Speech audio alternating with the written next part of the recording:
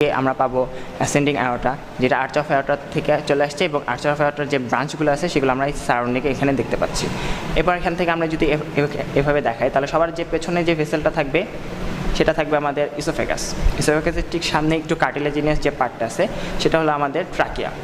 এছাড়া আমাদের বাকি যে হাড়টা কভার করে থাকবে পুরো পেরিকার্ডিয়াম দিয়ে। এই পেরিকার্ডিয়ামের ছেঁড়া পার্টটুকু আমরা এখান থেকে দেখি। তো এবার আসি আমরা হার্টের বর্ডার, সারফেস এবং বর্ডারের ক্ষেত্রে। প্রথমে বর্ডার, হার্টের ক্ষেত্রে তিনটা বর্ডার আমরা পাই। তার মধ্যে প্রথমে আছে হলো রাইট বর্ডার। রাইট বর্ডারটা আমরা জানি ইনফেরিয়র ভেনা কাভা থেকে সুপিরিয়র ভেনা কাভা পর্যন্ত। তো এটা আমরা যখন ট্রেস করতে যাব, ট্রেস করার ক্ষেত্রে আমরা ইনফেরিয়র ভেনা কাভা এই পাশ থেকে আমরা আঙুলটা এভাবে প্রবেশ করাবো। তো দেখা যাবে এটা সুপিরিয়র ভেনা কাভা দিয়ে চলে আসবে, যেটা আমাদের এখানে পেরিকার্ডিয়াম দিয়ে কভার করা আছে।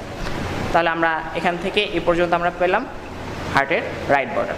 রাইট বর্ডার থেকে আমরা ইনফেরিয়র ভেনা কাভার ওপেনিং থেকে একদম অ্যাপেক্স পর্যন্ত যেটা থাকবে সেটা আমাদের হার্টের ইনফেরিয়র বর্ডার।